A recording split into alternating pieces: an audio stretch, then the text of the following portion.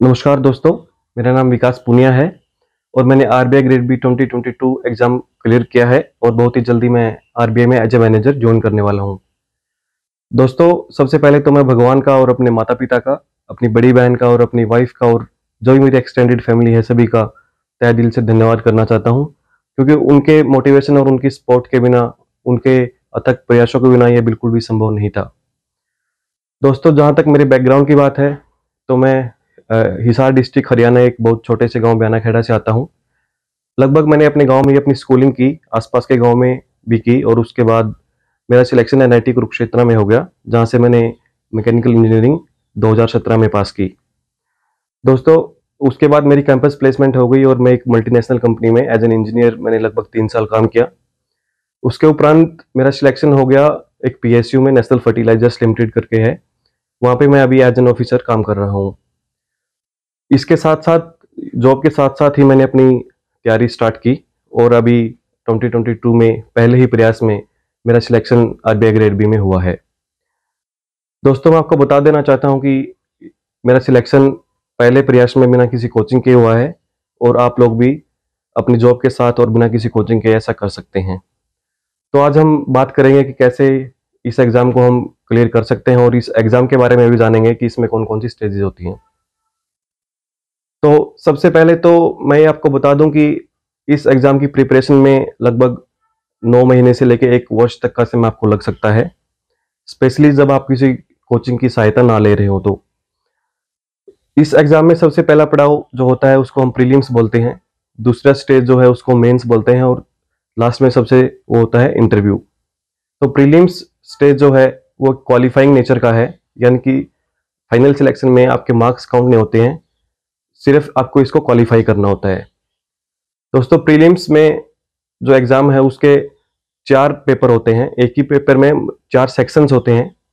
पहला जो सेक्शन है वो है क्वांटिटेटिव एप्टीट्यूड, दूसरा है रीजनिंग, तीसरा है जनरल अवेयरनेस और चौथा है इंग्लिश। दोस्तों, इसकी प्रिपरेशन के लिए हम 4 अलग-अलग भागों में बात करेंगे। कि सबसे पहले मैं बात करूँ इंग्लिश की, तो क्योंकि मैंने इंजीनियरिंग भी इंग्लिश में की और इंग्लिश मेरी लगभग ठीक है ओवरऑल, तो मैंने कोई स्पेसिफिक इसके लिए तैयारी नहीं की। हाँ, एक आप न्यूज़पेपर ज़रूर रोज़ पढ़ते रहिए, उसके हिसाब से आपकी इंग्लिश ऑटोमैटिकली इम्प्रूव हो जाएगी। दूसरी सेक्शन की अगर हम बात करें, वो है जनरल अवेयरनेस। तो दोस्तों, सब जैसे कि मैंने बताया कि सबसे पहले आपको न्यूज़पेपर पढ़ना है। इसके आपके करंट अफेयर ऑटोमैटिक आपके न्यूज़पेपर से प्रिपेयर हो जाएँगे। इसके साथ-साथ ही आप मंथली जो करंट अफेयर्स की पीडीएफ आती है, अड्डा 24/7 की एक आती है या फिर अफेयर्स क्लाउड की आती है, उसको आप ज़रूर पढ़िए, वो फ्रीली अवेलेबल है इंटरनेट पे। कुछ आपको पे नहीं करना है इसके लिए। उसके आप प्रिंट आउट ले लीजिए और उसको हाइलाइट करिए और उसको आप कम से कम 4 से 5 बार उसको बार-बार आपको पढ़ना है, ताकि करंट अफेयर का इतना सारा डाटा होता है वो आपके दिमाग में बिल्कुल बैठ जाए और एग्ज़ाम के टाइम पे आप उसको रिकॉल कर पाएँ। इसके अलावा आप आरबीआई की वेबसाइट को भी फॉलो कर सकते हैं, जो व्हाट्स न्यू सेक्शन होता है उसमें आरबीआई अपने नोटिफ़िकेशंस कुछ-कुछ डालता रहता है, उसमें भी आप करंट अफेयर से अपडेट होते रहते हैं। तीसरा करंट अफेयर का जो आप फॉलो कर सकते हैं वो है पीआईबी की वेबसाइट। ये फेज़ 2 एग्ज़ाम के लिए ज़्यादा रेलेवेंट है, लेकिन ये फेज़ 1 में भी कई बार आपकी हेल्प करता है। तो पीआईबी की वेबसाइट को आप जाके रोज़ फॉलो करिए और उसके आप नोट्स प्रिपेयर करिए। तो इतना सब आप कर लेंगे तो आपको फेज़ 1 का जो ये सेक्शन है वो क्लियर हो जाएगा। तीसरे सेक्शन की हम बात करें वो है क्वांटिटेटिव एप्टीट्यूड। दोस्तों, ये बहुत ही टफ सेक्शन माना जाता है आरबीआई ग्रेड बी फेज़ 1 का, क्योंकि बहुत सारे बच्चे इसमें सेक्शनल कट ऑफ भी पार नहीं कर पाते। सेक्शनल कट ऑफ का मतलब ये है कि आपको हर एक सेक्शन की इंडिविजुअल कट ऑफ भी क्लियर करनी है और फिर ओवरऑल कट ऑफ भी आपको क्लियर करनी है फेज़ 2 में एग्ज़ाम में अपीयर होने के लिए। तो इसमें आपको सेक्शनल कट ऑफ में सबसे पहले ध्यान देना है कि आप सेक्शनल कट ऑफ को पहले कैसे क्लियर करें। तो आप ऐसा सबसे पहले ये कर सकते हैं कि आप प्रीवियस ईयर क्वेश्चंस हैं, जो पिछले वर्ष में जो प्रश्न पूछे गए हैं, उनको आप देख लीजिए इंटरनेट पे, ये फ्रीली अवेलेबल हैं। उसमें कुछ सिलेक्टेड टॉपिक्स हैं क्वांटिटेटिव एप्टीट्यूड में, वो आपको सबसे पहले प्रिपेयर करने हैं। फॉर एग्जांपल कुछ बेसिक्स हैं, जैसे परसेंटेज का एक चैप्टर हो गया, टाइम डिस्टेंस का एक चैप्टर हो गया या फिर डाटा इंटरप्रिटेशन हो गया।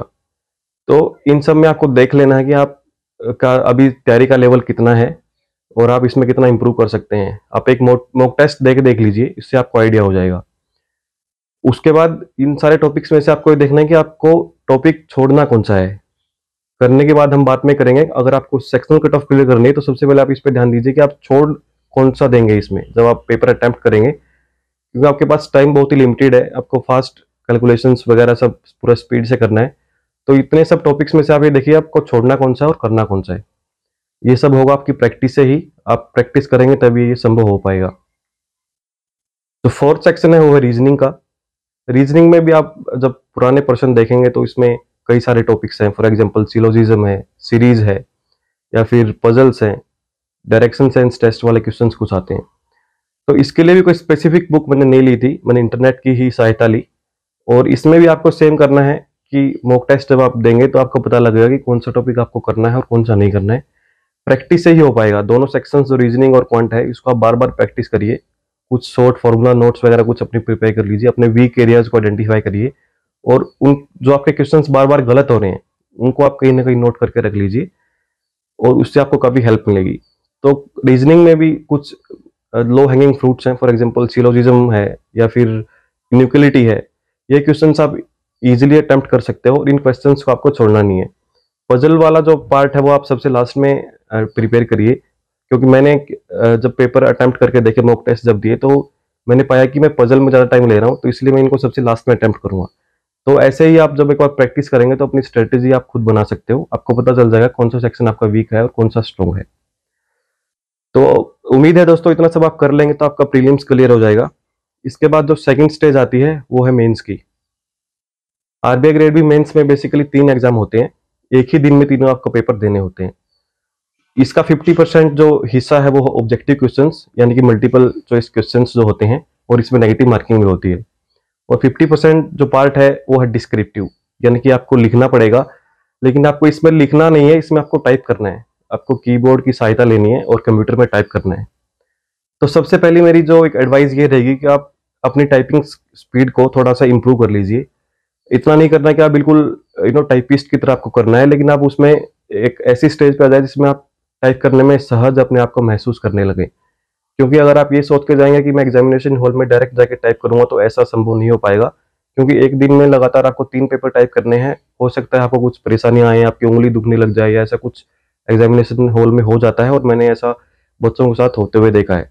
तो अगर आप प्रिपेयर कर रहे हो लैपटॉप पे या कंप्यूटर पे, तो मेरी एडवाइस ये है कि सबसे पहले आप एक एक्सटर्नल कीबोर्ड खरीद लीजिए, उसकी हेल्प से आप घर पे टाइप करिए। आप टाइपिंग नोट्स बनाने में भी कर सकते हैं, या फिर वैसे भी आप टाइपिंग करके देख लीजिए। मॉक टेस्ट जब आप पेज 2 के अटेम्प्ट कर रहे हो तो आपको जरूर टाइपिंग पहले कर लेनी है। तो जहां तक हम पेपरों की बात करें तो सबसे पहले हम बात करेंगे इंग्लिश, जो पेपर 3 होता है फेज 2 का। इंग्लिश में आपको बेसिकली इसमें 2-3 क्वेश्चंस आते हैं। पहला है एसे राइटिंग, दूसरा है प्रेसी राइटिंग, या फिर तीसरा है पैराग्राफ का एक क्वेश्चन आएगा, उसमें पैराग्राफ बेस्ड आपको 4-5 क्वेश्चन अटेम्प्ट करने हैं। तो ऐसे राइटिंग के लिए फ्रेंड्स आपको सबसे पहले क्या करना है, 9-10 या फिर 10-15 टॉपिक्स को आपको घर पे ऐसे लिख के देखने हैं। आपको रॉ मटेरियल या फिर फोल्डर टॉपिक्स आपको इंटरनेट पे मिल जाएंगे। किसी भी टॉपिक को आप ले लीजिए, for example status of health in India, higher education, privatisation of higher education, या कोई भी इकोनॉमी रिलेटेड टॉपिक आप ले लीजिए। उस पर आप खुद ऐसे लिख के देखिए और अपने दोस्तों से या फिर कोई आपके साथ तैयारी कर रहा हो अपने पीयर से रिव्यू करवाइए। अगर आप खुद प्रैक्टिस नहीं करेंगे ऐसे राइटिंग की तो फिर ये थोड़ा मुश्किल हो जाएगा। आपको खुद कम से कम 10-15 ऐसे एक बार लिख लेने हैं। डिस्क्रिप्टिव राइटिंग है, ऐसे राइटिंग की जब बात करते हैं तो सबसे पहले हमारे दिमाग में काफी सारी शंका होती है कि हम लिख पाएंगे कि नहीं लिख पाएंगे। सबके साथ ही होता है, मेरे साथ भी हुआ था। और मैं कोचिंग भी नहीं ले रहा था तो कोई मेरे को इतना गाइड करने वाला भी नहीं था। तो मैंने अपनी फ्रेंड्स को लिख के कई बार भेजता था। मैं अपनी वाइफ जो वो खुद भी प्रिपेयर कर रहे थे उनको बोलता था कि आप इसको रिव्यू करिए। तो काफी इसमें फीडबैक अच्छा मिलता है, आपको सपोर्ट मिलती है। आप लिखेंगे तभी संभव हो पाएगा। सेम केस आपको प्रेसी राइटिंग में भी करना है। आप इंटरनेट पे फ्रीली अवेलेबल है, कोई 10 टॉपिक्स पे आप प्रेसी लिख के देखिए। वो इतना मुश्किल नहीं होता है। आप जस्ट आपको एक समरी लिखनी होती है एक पैराग्राफ की। ये भी आप प्रैक्टिस करेंगे तो आप सेल्फ स्टडी से इसको भी कर सकते हो। तीसरा, इसमें आप एक पैराग्राफ बेस्ड कुछ 4-5 क्वेश्चंस के आंसर करने होते हैं। ये सबसे इजी पोर्शन होता है इंग्लिश पेपर का। इसमें अगर आप ऐसे और प्रेसी को मास्टर कर लेते हो तो आई डोंट थिंक सो कि पैराग्राफ राइटिंग में, आंसर राइटिंग में आपको कोई इशू आएगा। तो आई होप कि इतना सब करने के बाद आपका इंग्लिश पेपर जो है ये क्वालिफाई हो जाएगा। अभी हम बात करेंगे कि जो ईएसआई का पेपर होता है जिसको हम बोलते हैं इकोनॉमिक एंड सोशल इश्यूज का पेपर है, उसको हम कैसे टैकल कर सकते हैं। दोस्तों सबसे पहले आपको ईएसआई का पेपर जो है, इसका सिलेबस आरबीआई ग्रेड बी की जो नोटिफिकेशन आएगी वेबसाइट पे, उसमें से आपको डाउनलोड कर लेना है। और सबसे पहले ये देखना कि इसमें सिलेबस में टॉपिक्स कौन कौन से मेंशन है। अलग अलग टॉपिक्स है, फॉर एग्जांपल सस्टेनेबल डेवलपमेंट है, हेल्थ है, एजुकेशन है, इकोनॉमिक सर्वे है, बजट है। तो इन सब टॉपिक्स का आपको बेसिक सबसे पहले कवर कर लेना है कि सस्टेनेबल डेवलपमेंट होता क्या है, इकोनॉमिक सर्वे क्या है, बजट क्या है, ये सब आप कवर कर लेंगे। उसके बाद आपके लिए ये थोड़ा सा और भी इजी हो जाएगा इसको आगे समझना। जहां तक सोर्सेज की बात है, तो अगर आप प्रीवियस ईयर क्वेश्चंस देखेंगे तो इसमें गवर्नमेंट स्कीम्स का एक काफी सारा पोर्शन रहता है। लगभग 40 to 50% क्वेश्चन इसमें स्पेशली ऑब्जेक्टिव में गवर्नमेंट स्कीम से ही आते हैं। तो गवर्नमेंट स्कीम्स को कवर करने का सबसे जो अच्छा तरीका वो ये है कि आप इंडिविजुअल मिनिस्ट्री की वेबसाइट पर जाइए, for example ministry of health and family welfare या फिर मिनिस्ट्री ऑफ एजुकेशन, और उनकी इंडिविजुअल वेबसाइट्स पे हर एक मिनिस्ट्री ने अपनी स्कीम्स डाली होती है जनरली। तो उन स्कीम्स को आप एक एक इंडिविजुअली करके खोल के देखिए, उनको समझिए इसमें क्या है, इस स्कीम्स को कब लॉन्च किया था, इस स्कीम का टारगेट्स क्या हैं, इसके की परफॉर्मेंस इंडिकेटर्स क्या है, या स्कीम ये कब तक अवेलेबल है। तो ये सब आप शॉर्ट नोट्स प्रिपेयर कर लीजिए अपने मिनिस्ट्री वाइज। जब तक आप ये नहीं करेंगे तब तक इसको रिटेन करना बहुत मुश्किल हो जाएगा। और मेरी सलाह ये है कि आप किसी कोचिंग वाले की डायरेक्ट समरी में जाने से पहले आप इंडिविजुअल जो मिनिस्ट्री की वेबसाइट्स है उसको एक बार स्कीम्स के लिए जरूर फॉलो करिए। दूसरा इसमें जो पार्ट होता है वो है करंट अफेयर का। करंट अफेयर के लिए जैसे मैंने फेज 1 की प्रिपरेशन के दौरान बताया कि आपको न्यूज़पेपर मस्ट है, आपको फॉलो करना है। कोई भी कर लीजिए, मैं इंडियन एक्सप्रेस फॉलो करता था, लेकिन इसमें कोई इशू नहीं है, आप जो मर्जी आप न्यूज़पेपर फॉलो कर सकते हो। दूसरी चीज आपको करनी है कि आरबीआई की वेबसाइट विजिट करनी है। उसमें जो व्हाट्स न्यू सेक्शन होता है उसमें काफी सारी इन्फॉर्मेशन आरबीआई अपलोड करता रहता है डेली बेसिस पे।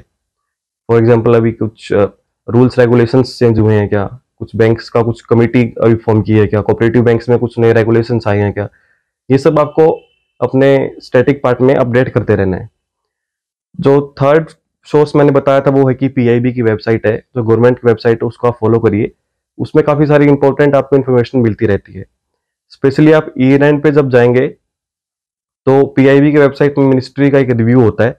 उसमें हर मिनिस्ट्री की गवर्नमेंट जो स्कीम्स लॉन्च करते हैं उसका रिव्यू दिया जाता है कि कौन सी स्कीम ने कितना काम किया है या फिर अपनी गवर्नमेंट का नेक्स्ट स्टेप क्या है। तो वो आप ईयर एंड पे, दिसंबर एंड पे, जनवरी स्टार्टिंग में वो जरूर देख लीजिएगा। तो फ्रेंड्स, इसमें ईएसआई के पेपर में जो नेक्स्ट अपना टॉपिक आता है, एक सिलेबस में स्पेसिफिकली जो मेंशन्ड है वो है बजट एंड इकोनॉमिक सर्वे। तो बजट जैसे आपको सबको पता है कि ईयरली रिलीज होता है, तो ये फ्रीली अवेलेबल है। इसके डॉक्यूमेंट्स आप गूगल पे सर्च करिए। इसमें आप एक चीज कर सकते हो कि जो फाइनेंस मिनिस्टर की जो स्पीच होती है उसकी वर्ड फाइल आपको मिल जाएगी। तो गूगल पे आप सर्च करें कि word file of budget speech finance minister, ऐसा कुछ लिख दीजिए। इस वर्ड फाइल को आपको डाउनलोड कर लेना है और इसमें इंपॉर्टेंट जो कीवर्ड्स हैं वो आपको हाईलाइट कर लेने हैं। उसको आप 2-3 बार रिवाइज करिए। और बजट में क्या है ना, ये स्पेसिफिक कई बार नंबर भी पूछ लेते हैं कि फॉर एग्जाम्पल प्रधानमंत्री ग्रामीण सड़क योजना में इस बार कितने पैसा दिया गया। तो ये सब आपको प्रिपेयर कर लेना है। और बजट और इकोनॉमिक सर्वे दो एक बहुत ही जरूरी डॉक्यूमेंट्स हैं आरबीआई ग्रेड बी की प्रिपरेशन करने के लिए। सिमिलर केस है इकोनॉमिक सर्वे, ये भी फ्रीली अवेलेबल है, आप इसको डाउनलोड करिए। अगर आप क्या टाइम परमिट करता है तो आप इसको पूरा ही पढ़ सकते हैं, लेकिन क्योंकि मैं एक वर्किंग प्रोफेशनल हूँ तो मेरे पास इतना समय नहीं था। मैंने जिसकी समरीज पढ़ी थी, ये समरी भी आपको फ्री में अवेलेबल मिल जाएगी। बहुत सारे कोचिंग इंस्टीट्यूट्स वाले इसमें यूट्यूब पे वीडियो अपलोड कर लेते हैं, या वैसे भी आप गूगल पे सर्च करेंगे तो कोई ना कोई यूपीएससी की कोचिंग इंस्टीट्यूट की आपको समरी मिल ही जाएगी। तो ये सब बजट और इकोनॉमिक सर्वे के डॉक्यूमेंट बहुत ही जरूरी हैं। कई बार आरबीआई ग्रेड बी में डायरेक्ट क्वेश्चंस भी आए हैं कि right recommendations of this year budget, I think 21 में ही आया हुआ था। तो ये सब आपको बिल्कुल थरोली प्रिपेयर कर लेना है। जहां तक ईएसआई पेपर के स्टैटिक पोर्शन की बात है, तो सबसे पहले मैंने बताया कि आप सिलेबस देख लीजिए और उसमें आपको कीवर्ड सर्च करने हैं। दूसरा, आप इसमें जो murnal.org एक वेबसाइट है, मुरनाल की एक सीरीज आती है बीईएस सीरीज, ये ज्यादा रेलेवेंट है यूपीएससी एस्पिरेंट्स के लिए, लेकिन आरबीआई ग्रेड बी में आप इसको सिलेक्टिवली यूज कर सकते हो। उनके नोट्स भी आपको मिल जाएंगे, फ्रीली अवेलेबल हैं इंटरनेट पे। जहां तक उस सीरीज को आप कवर करोगे ना, तो आपका स्टैटिक पोर्शन ऑटोमेटिकली कवर हो जाएगा। इसके अलावा आप 11th क्लास की एक एनसीईआरटी आती है इकोनॉमिक्स की, उसको भी आप एक बार फॉलो कर लीजिए। उसमें आपका बेसिक्स जो सिलेबस रिलेटेड टॉपिक्स हैं, कई चैप्टर्स दिए हुए हैं, फॉर एग्जांपल चैप्टर 1 पॉवर्टी, तो ये भी आप एक बार देख लेंगे तो आपकी इसकी बेसिक अंडरस्टैंडिंग ऑटोमेटिकली कवर हो जाएगी। उसके अलावा दोस्तों, जैसे मैंने पहले ही कहा कि आपको इंटरनेट का एक्सटेंसिव यूज करना है। जो भी आपको समझ नहीं आ रहा गूगल करिए, उस बहुत सारा डाटा इंटरनेट पे फ्रीली अवेलेबल है, आपको किसी पर डिपेंड रहने की जरूरत नहीं है। इतना सब करेंगे तो आई होप आपका ईएसआई का जो सारा सिलेबस कवर हो जाएगा। जहां तक डिस्क्रिप्टिव राइटिंग की बात है, तो मैंने पहले ही कहा है कि आपको प्रैक्टिस करने से ही आप आंसर राइटिंग कर पाएंगे। डिस्क्रिप्टिव क्वेश्चंस आप प्रीवियस ईयर के एक बार देख लीजिए कि आरबीआई ने पहले डिस्क्रिप्टिव क्वेश्चंस कौन कौन से पूछे हुए हैं, उन क्वेश्चंस की आपको बार बार प्रैक्टिस करनी है। दोस्तों दूसरा जो इसमें एग्जाम है फेज 2 में, वो है फाइनेंस एंड मैनेजमेंट। इसमें अप्रोक्सीमेटली 50% पोर्शन फाइनेंस का पूछा जाता है और 50% पोर्शन मैनेजमेंट का पूछा जाता है। जहां तक मैनेजमेंट की बात है, तो सबसे पहले जैसे मैंने कहा कि आप इसका सिलेबस एक बार उठाइए। अगर आपने पहले पढ़ा हुआ है तो आपको ऑटोमेटिकली इसमें समझ में आ जाएगा कि मैनेजमेंट में होता क्या है या फिर कौन कौन से टॉपिक्स ज़्यादा इंपॉर्टेंट हैं। अगर आपने नहीं पढ़ा है तो कोई डरने की आवश्यकता नहीं है, ये बहुत ही ईजी पोर्शन है आरबीआई ग्रेड बी के सिलेबस का। स्पेसिफिक जहां तक बुक की बात है, तो मैंने स्टीफन रॉबिन करके एक बुक आती है मैनेजमेंट की, उसको खरीदा था। लेकिन इसमें भी आरबीआई ग्रेड बी का पूरा सिलेबस कवर नहीं हो पाता है। तो इसके लिए आप एक वेबसाइट फॉलो कर सकते हैं, वो है managementstudyguide.com। इसमें अप्रोक्सीमेटली 90-95% सिलेबस आपका आरबीआई ग्रेड बी मैनेजमेंट का वो कवर हो जाता है। मैनेजमेंट क्वेश्चंस जनरली बेसिक्स होते हैं, लेकिन केस स्टडीज टाइप के क्वेश्चंस आजकल ग्रेड बी के एग्जाम में आ रहे हैं। तो आपको एक सिचुएशन देंगे और उसमें पूछेंगे कि इसमें हम क्या कर सकते हैं। तो इसके क्वेश्चंस आपको ट्राई करने हैं। मॉक टेस्ट जब आप देंगे तो ऑटोमेटिकली मॉक टेस्ट में इस टाइप के क्वेश्चंस आपको मिल जाएंगे, तो वो आपको अटेम्प्ट कर लेने हैं। नहीं तो यूट्यूब पे काफ़ी सारे चैनल्स हैं जो मैनेजमेंट रिलेटेड वीडियोस आपको फ्री में अवेलेबल हैं। फॉर एग्जांपल डॉक्टर लाल का एक चैनल है, ये आप फॉलो कर सकते हैं। मैनेजमेंट के आपको वीडियोस इसमें मिल जाएंगी। इतना सब करेंगे तो मैनेजमेंट का आपको आरबीआई ग्रेड बी का सिलेबस कवर करने का पूरा, इतना सब कर लेने के बाद आपका आरबीआई ग्रेड बी का मैनेजमेंट का सिलेबस पूरा कवर हो जाएगा। जहां तक फाइनेंस के सिलेबस की बात है, तो जब आप इसका सिलेबस एक बार डाउनलोड करेंगे तो आपको देखेंगे इसमें बहुत ही डायरेक्ट और बहुत ही इजी टॉपिक्स हैं। फॉर एग्जांपल इन्फ्लेशन रिलेटेड एक टॉपिक है, राइट। तो आपको इन्फ्लेशन का, वही मैंने जैसे बताया कि आप गूगल करिए इन्फ्लेशन होता क्या है, या फिर आप मरुनाल के जब एक बार सीरीज फॉलो कर लेंगे तो आपको फाइनेंस का पार्ट और ईएसआई का पार्ट दोनों मेजरली इसमें कवर हो जाएगा। सिमिलरली फाइनेंस के बारे में मैंने जैसे बताया, इसमें भी 50% ऑब्जेक्टिव आता है और 50% आपका सब्जेक्टिव आता है या फिर डिस्क्रिप्टिव आता है। इसके लिए भी आपको प्रीवियस ईयर क्वेश्चंस आपको एक बार देख लेने की किस टाइप के क्वेश्चंस वो पूछ रहे हैं और आपको आंसर राइटिंग करनी है। इसके अलावा फाइनेंस के लिए आप आरबीआई की वेबसाइट को एक्सटेंसिवली फॉलो करिए। आपको अलग अलग नोटिफिकेशंस देखनी है। एफएक्यू सेक्शन बहुत ही इंपॉर्टेंट है, उसमें आपको अपडेट करते रहना अपने नोट्स को। इतना सब कवर कर लेंगे, आई थिंक आपका फाइनेंस का पार्ट भी आपका कवर हो जाएगा। एक फाइनेंस पार्ट में जो स्पेसिफिक पूछा जाता है वो एक रिस्क मैनेजमेंट का एक चैप्टर है, या फिर कई पहले न्यूमेरिकल्स भी आते थे, आजकल आ नहीं रहे हैं। तो रिस्क मैनेजमेंट के लिए मैंने आईआईबीएफ की बुक्स आती हैं, Indian institute of banking and finance. ये जेएआईआईबी और सीआईआईबी की बुक्स होती हैं। ये बैंकर्स को ज्यादा पता होगा, लेकिन आपको, अगर आप नॉन फाइनेंशियल बैकग्राउंड से हो तो आपको पूरा का पूरा बुक फॉलो नहीं करनी है। आपको सिलेक्टिवली टॉपिक वाइज इसमें से कुछ कुछ चैप्टर्स पढ़ लेने हैं। काफी इजी हैं, आप इजीली आपको अंडरस्टैंड कर सकते हैं। आई थिंक ये सब आपको कवर कर लेंगे तो आपका फाइनेंस का पार्ट भी पूरा कवर हो जाएगा। अगर आपका दोस्तों फेज 2 क्लियर होता है तो आप इसके बाद आपको आरबीआई सर्विसेज बोर्ड इंटरव्यू के लिए कॉल करता है। इंटरव्यू की प्रिपरेशन के लिए दोस्तों मेजरली आपको एक बायोडाटा भरने के लिए भेजते हैं, उस बायोडाटा से ही मेजरली होता है। बट जैसे आपको पता है कि इंटरव्यू का एक काफी डायनेमिक सा स्टेज है, आपको पता नहीं होता एग्जैक्टली उस दिन आपसे क्या पूछ लेंगे। लेकिन मेरी एडवाइस ये है कि आप अपने बायोडाटा को एक बार खुद लेके बैठिए, उसमें से आप अपने आप से क्वेश्चंस करिए कि इस बायोडाटा से मैं कैंडिडेट से क्या क्या क्वेश्चंस पूछ सकता हूँ, और उन क्वेश्चंस को राइट डाउन कर लीजिए और उनके आप उसके बाद प्रोबेबल आंसर्स लिखिए और उनको खुद प्रैक्टिस करिए। नहीं तो अपने फ्रेंड्स के सामने प्रैक्टिस करिए, उनसे पूछिए। मैंने क्या किया था, अपने बायोडाटा कुछ कुछ फ्रेंड्स को भेज दिया था कि आप इसमें से मेरे को प्रोबेबल क्वेश्चंस बताओ। तो हर एक, फॉर एग्जांपल 4-5 दोस्तों के पास मैंने भेजा, तो उन्होंने हर एक ने 10-15 क्वेश्चंस मेरे को दिए। तो ऐसा करेंगे आप तो अप्रोक्सीमेटली 50-60 क्वेश्चंस तो आपको वैसे ही मिल जाएंगे। दूसरा, आपको इंटरव्यू के लिए करंट अफेयर अच्छे से प्रिपेयर कर लेने हैं। इसके लिए भी पहले मैंने कहा कि आपको एक बेसिक न्यूज़पेपर देखना है। दूसरा फ्रेंड्स, अगर आप इंटरव्यू में अपीयर हो रहे हैं तो एक फाइनेंशियल न्यूज़पेपर भी फॉलो कर लीजिए। फॉर एग्जांपल मैं इंडियन एक्सप्रेस के साथ साथ इकोनॉमिक टाइम्स भी पढ़ने लगा था जब मैंने इंटरव्यू के लिए अपीयर होना था। उसके लिए आपको क्या ऐसा करने से आपको क्या है कि आपको जो करंट अफेयर्स की फाइनेंशियल या इकोनॉमिक रिलेटेड चीजें हैं वो थोड़ी सी ज्यादा आपको थरोली प्रिपेयर हो जाएंगी और आप इंटरव्यू में अच्छे से आंसर कर पाएंगे। तीसरा, इंटरव्यू के लिए दोस्तों आपको अगेन आरबीआई की वेबसाइट को फॉलो करना है। वो कई बार पूछ लेते हैं कि अभी आरबीआई ने कुछ रिसेंट कुछ पब्लिकेशंस कुछ रिपोर्ट्स रिलीज की हैं क्या, तो आपको जो आरबीआई की रिपोर्ट्स हैं वो भी आपको थरोली एक बार देख लेनी है। For example RBI annual report है या फिर फाइनेंशियल स्टेबिलिटी रिपोर्ट है। ये आपको इतना डीप में नहीं पढ़ना है, इतना टेक्निकल में आप इसमें मत जाइए, लेकिन आपको बेसिक्स पता होना चाहिए कि आरबीआई की रिपोर्ट्स की मेजर रिकमेंडेशंस क्या है। तो आई होप फ्रेंड्स इतना प्रिपेयर करने के बाद आपका इंटरव्यू भी इतना मुश्किल नहीं रहेगा और आप इंटरव्यू स्टेज भी क्लियर कर लेंगे। तो ये था दोस्तों आरबीआई ग्रेड बी की प्रिपरेशन के बारे में। आई होप कि आपको इससे कुछ हेल्प मिलेगी। अगर कुछ क्वेरी है तो आप प्लीज़ मेरे को मैसेज करिए, और मेरा टेलीग्राम ग्रुप है @द सेंट्रल बैंकर पे, या फिर यूट्यूब पे मेरा एक यूट्यूब चैनल है द सेंट्रल बैंकर, उस पर भी आप फॉलो कर सकते हैं। तो दोस्तों आखिर में मैं सबको कहना चाहूँगा कि आप अपने आप पे विश्वास रखिए और डोंट गेट कैरिड अवे। डरने की जरूरत नहीं है। मैंने जहाँ तक अपने सिलेक्टेड दोस्तों से बात की है तो काफ़ी सारे बच्चों ने बिना कोचिंग के ही और अलोंग विद जॉब तैयारी की है, तो आप भी कर सकते हैं। धन्यवाद दोस्तों, ऑल द बेस्ट।